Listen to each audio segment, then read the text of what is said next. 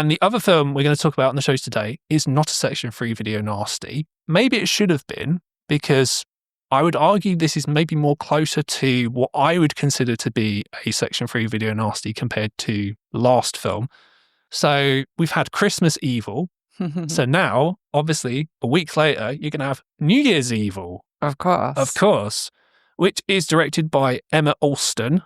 I think this is one of his only films. He also directed a film called Demon Warp, which I've never seen. I haven't seen that one either. Sounds not great, I'll be honest. One cool thing about this is it was released by Canon. So it was produced by Menachem Golem and Johann Globus. So that, if you love Canon films, this is one of their early films that they released in America. And it's also from 1980. It's got that same 1980 vibe. And Ria's going to tell us all about it. The synopsis is, during New Year's celebrations, a killer calls a disc jockey as he murders one reveller at midnight in each time zone. Yeah, pretty much. I mean, this is a new wave punk rock slasher again with a resident band that do the soundtrack or a couple of key hits in the movie. And there's a lot to like about that. Yeah, so one of the things that we've established since we've come back is Ria loves music in films. She absolutely loves it, particularly a slasher film with a band in it. Yeah, they always have a punk band as well, which is awesome. Yeah, so we've not got one but two bands. And it's the LA punk scene as well, which makes it even cooler. So yes, so we have Shadow, who performed the awesome title song in this film, which is amazing. It's one of my favourite slasher songs of all time. I loved it. A couple of other songs as well. Weird thing. So the song New Year's Evil is a metal song, but then they play other songs that are different musically. One song they play is a punk song. One song is a smooth kind of jazz song. Yeah. during one bit. And then there's another band called Made in Japan. Yeah. which is towards the end, yeah. Yeah, and they have a song which is called Banzai, which is okay. Probably wouldn't be able to get away with that now, but never mind. So yeah, this is so 80s. Literally within the first minute or two of this film, you can just see the fashion sense. Oh my God. Hideous in this film. Yeah, so it's that hideous that I actually kind of loved it. So the lead character, Diane, who is actually the host of the radio show, and they're filming it for TV. She's called Blaze. That's her stage name. They describe her as the first lady of punk rock or the first lady of rock. She's got the most pink blusher on that I've ever seen in my life. And it's such 80s, LA punk vibes. Think Boy George level, Culture Club really levels of 80s makeup.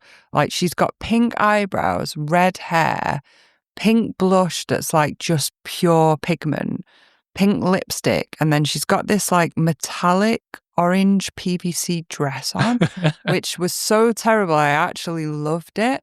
And then her friend Yvonne, she has Afro braided hair, but like Boy George, she's got all those beads in it, tons of colourful beads, gold beads in it, very sort of Culture Club vibes. And the soundtrack was pretty awesome, and the rest of the music in it, in the background, was just kind of dodgy and a bit crappy, but makes it quite fun. So. Yeah. So basically, this show is essentially Jules Holland's Hootenanny, but with obviously a woman hosting, and it's very kind of 80s punk / new wave. Yeah, and it's got a closed studio, so they had the New Year's Eve party where they film it, and everybody goes in there, and that's a party, and they sort of shut it off, and it's like a nightclub but filmed. But unlike the Hootenanny, it's filmed live. Yeah. They don't film it in September and then pretend it's New Year's Eve or whatever, which is hilarious. By the way, someone should make that. I should make a Jules Holland Hootenanny slasher film set in one place. Can do it probably for about £500,000. So yeah, what were your thoughts on this? At first I wasn't that into it. I was I don't think this is going to be that great. But as it got sort of more into the movie, the action, the kills, and especially the pinnacle towards the end, I actually thought it was pretty scary. I thought it was really fun. I had a laugh watching this. I haven't actually seen this one before. I'd seen Christmas Evil before, but I hadn't seen New Year's Evil. And yeah, I really enjoyed it. Yeah, I have actually seen this on New Year's Eve more than once to bring in the new year. I did it, in fact, New Year's Eve 2024. Ah. So yeah, it felt right. It felt like the right time. So I've actually seen this a few times. Yeah, this one, it's not a great film, but it's kind of fun. It's only about 85 minutes long. The killer, so unlike other slasher films that we've talked about, we know who the killer is, but we just don't know who they are, if that makes sense. So we know what the killer looks like, basically, but the twist is who they are, which I think is fairly obvious. Yeah, there's a bit too much exposition in the dialogue, which gives it away way too fast. Yeah, literally in the first 5 minutes of the film, it's like, oh, it's that guy. Okay, cool. Yeah, and then you can see that she's got a son and he's got an issue as well. So that's going somewhere. You can see that that's headed somewhere in the plot. Now, is it just me? Am I being harsh? Is she far too young to be his mum? Yes and no, because back then, no, she wouldn't have been too young because it's the 80s. So as a person with quite young parents, I'm like... But like, she could be like 5 years older than the actor who's playing her son. It's more my point. It's like, really? Like, I don't know. I always found that a bit weird. Maybe 10. He's like baby-faced, and she could get away with she looks good for her age, that kind of... Yeah, sure. Yeah, I thought the voice distorter was pretty funny because people did use that back then. And I am evil.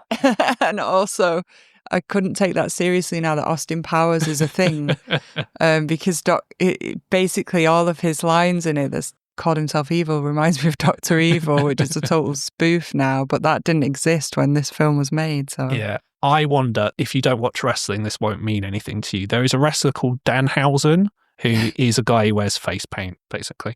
And his gimmick is he's very nice and very evil.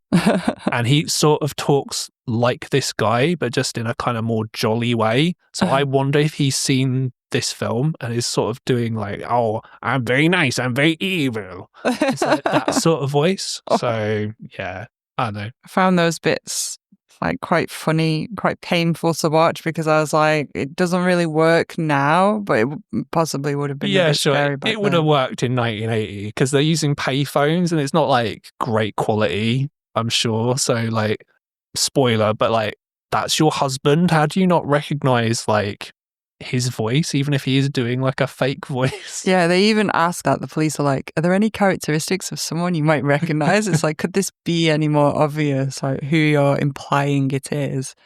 Treating the viewers like idiots. Yeah, sure. Yeah. And the other thing that I thought was a bit of a fault in this, I've not worked it out because I don't think you need to, but would he be able to drive that quickly from state to state and get there on time for midnight? Because I'm sure there was like an hour between each one. Right. So I don't think he's doing that. I think he is just committing the murders so it's set in California. Oh, so he wasn't traveling. No. Oh, okay, because it implied that it's like per state, and I was thinking, is he supposed to be getting to these other states? Yeah, sure. Unless he was, literally like traveling at the speed of light to like these different states. No. I believe he was just committing these murders nearby. Because some of them, the victims were like randoms. It was quite hard to tell where they were. So yeah, there is a weird kind of thing that doesn't make sense. When he does his first call, he says, "Oh, I'm going to kill people that you know."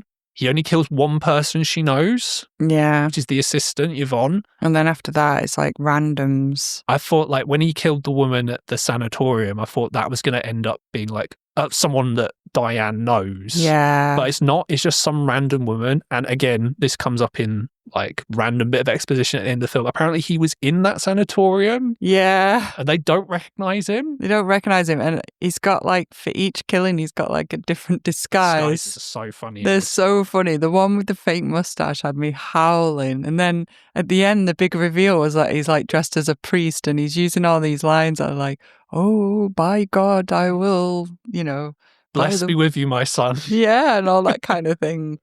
It's like, in the name of God, I need to do this. And, so funny. Yeah. The fake moustache is the best bit because I'm sure it's deliberate. It's wonky. Yeah. At different bits as well. And like, she doesn't even notice it. I think that's one of the issues with the film.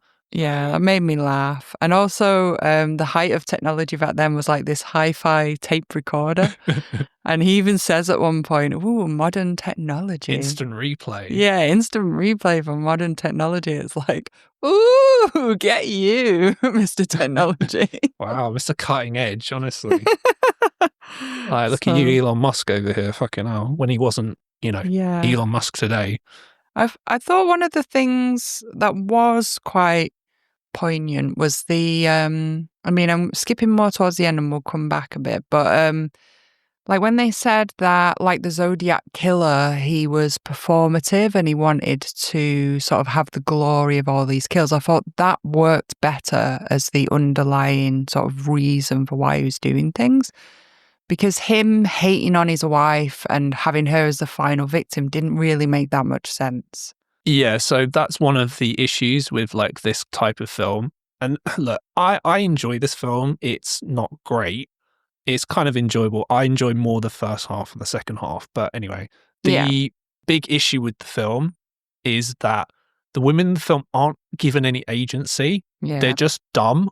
Yeah. So it's this guy who apparently can just fool any woman just in a disguise. And he plies them with booze, etc., and they just fall for it. Yeah, sure. So he manages to seduce this nurse at a sanatorium in literally about 5 minutes, if that. And then he's able to kill her very quickly. The idea is that he records it and he plays it back to the wife on the phone. Yeah, and the two women, it's mostly the one woman and her friend. Yeah. They're presented as, well, she's really annoying, which is, I don't think, a good look. I'm not saying it's very how misogynistic. dare you do this, but it's like... It's very distastefully misogynistic and misguided. And there's even that Dumb Blonde song in it, which really annoyed me as well. I did think of you when that came up because it's like, Ria's going to hate this big time. Yeah, if the modus operandi just comes down to, I hate women, I wasn't treated very well by my mother, all women are whores, all women are like bad, selfish, it's just like, okay, right, fine, you've lost me now. He basically says towards the end, all women are bad. And he says, like when he was in the sanatorium, I had to ask you for pocket money and I had to ask your assistant Yvonne for my spending money because you weren't giving it to me. And also my son has had the same treatment. It's like, mate, if she's out there being the breadwinner, of course she has to dish the money out to you. So, yeah, I mean, more power to her. Yeah, sure. It's just, just stuff like that. It's just not much. And also, like, ultimately, like, no one actually kills him. He kills himself. Yeah, he's properly lost the plot. He doesn't get any kind of comeuppance. Like, unfortunately, like, Diane, like, she's just there to be kind of a victim. And then she gets tied up to an elevator, which is very overly elaborate. Like, it's really elaborate, but I was actually quite impressed. I thought that part was quite scary. And I mean, it is in isolation. Well. It's not to go all pedantic, but like, it's like, it does seem like, again, you would need to know how elevators work. It just seems like a lot for one person to be able to do without being spotted. There's a lot of there's loads of police, but this guy's still able to get into the building without being spotted. Yeah, would she even last 30 seconds riding that elevator up there with all the wires, machinery and everything? Potentially not. No. I mean, it's really dangerous. Oh yeah, like if you're traveling at certain speed, like you'd knocked out probably, or even like the whiplash effect would probably do something to you as well. And she would get caught on something, or any number of things could happen where that wouldn't be that smooth a ride, basically. No, and he's able to get in some gunfight with the police. There's like about 6 policemen shooting at him, and he's just able to kind of hold his own and get away. He shoots one of the policemen, and they say like the most kind of calm, like, "Oh, someone get an ambulance," and it's like, there's no drama in that at all. Another part that I thought was hilarious, so funny, was the part where the 2 women that he kills at the dumpster, somehow he then takes them to a children's play park. Yeah. One of them is hanging on something which you can't see. I think probably monkey bars or swing or something. And then after that, it tracks through the children's play park a bit more. And the second body slides down the slide backwards and you just see her head come down the slide backwards and she's dead, and it's just hilarious. And the other thing was, the black guy working at the booze shop. Oh, yes, that guy was awesome. Like, he was so sad for no reason. It was like... He was so tall as well. I just couldn't get over how big this guy is. It's like, oh, bless you. Because she just bought a really expensive bottle of champagne. But he was like so maudlin for no reason whatsoever. It's like, yeah, we know that you understand what's going on in the rest of the script, but if she just walks into a store, you're just going to be normal or happy, or it's New Year's Eve. Oh, yeah.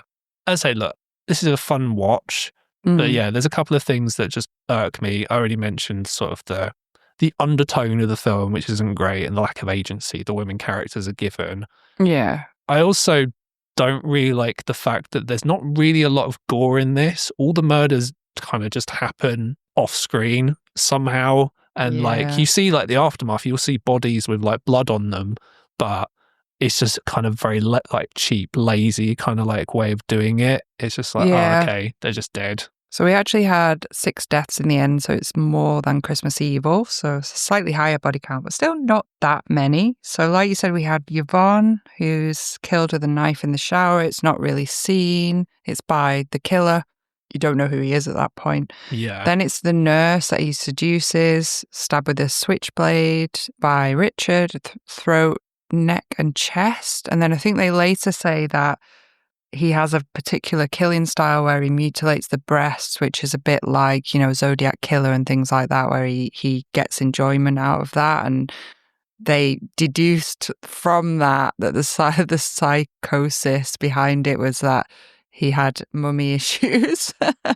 And that's why he's maimed the breasts. Sally, she's suffocated with a plastic bag. That's one of the ones by the dumpster. Lisa pulled into a dumpster and then she slides backwards down the screen, but that's off screen. And she slides backwards down the slide, and then that's off screen. And then he jumps and commits suicide, which is pretty brutal. You don't really see much, but yeah, the implication of it's quite brutal. Yeah. So I guess there's 5 murders and his own suicide, which makes 6. And then towards the end, we get his son Derek taking over, and there's supposedly an ambulance driver that's been murdered, and he's driving the ambulance with his dad in the back, who's already dead. And we don't see that happen either. So there's a lot there that is cut out and off screen, sadly. Yeah, I mean, the best death is the one with the plastic bag. That's kind of the most brutal because you can actually sort of see what's going on. And also it's like, yeah, I can realistically see like what it would be like to be suffocated by a plastic bag. Yeah. All the stuff with Derek, though, I'm like, this is just kind of lame.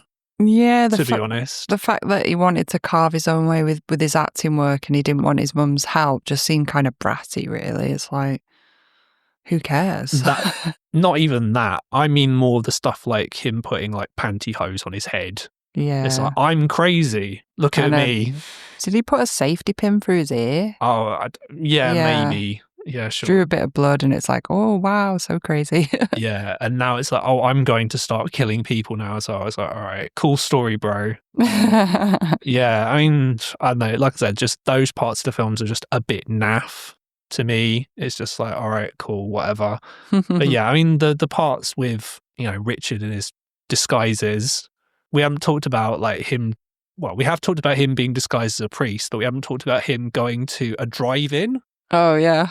Where they were screening Blood Feast. Oh, or yeah. It was meant to be Blood Feast. And Bloodbath. Which is another name of a Bay of Blood, but they're not showing those actual films. It's just fake trailers for those films. Yeah. But I thought it was cool that they gave Blood Feast a mention because we've covered that one before. Yes, we have. Back in the day. So I was like, oh, yeah, that's awesome. But yeah, it was just an excuse to see some breasts, really, wasn't it? Yeah, although that character doesn't die. That's the one thing I will say is that she's the one that's able to get away. Yeah, and just like all due to drunken New Year's Eve party goers that are like stumbling home and sort of get in the way, which was quite fun. Yeah. But otherwise, I said, look, Richard, this killer, you hear this term Mary Sue. I don't know if there's a male version of a Mary Sue, but basically he's these people, he's overpowered. He's basically like, he's the smartest person in the film.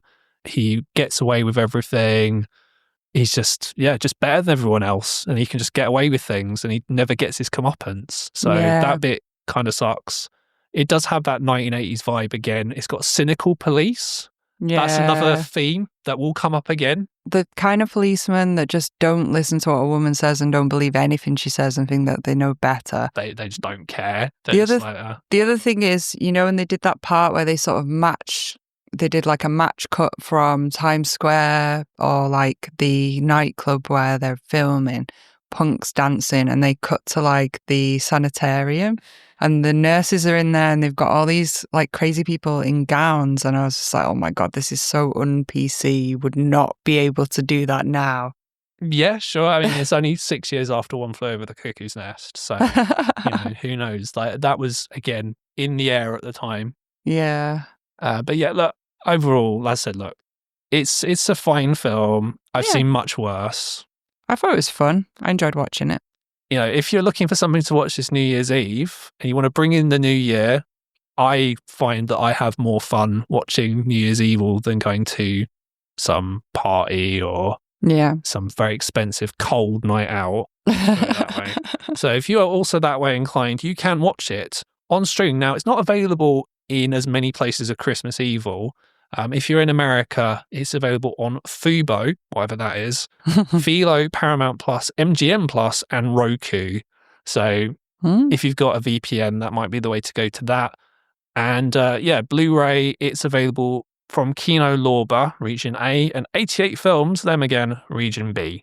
So nice. Yeah. I thought it was a really fun watch. I'm glad that I got to see this. Yeah, it's quite fun. So, I mean, we're both on Letterboxd, again, just to mention this. So I've seen these films before. Christmas Evil is a 3 out of 5.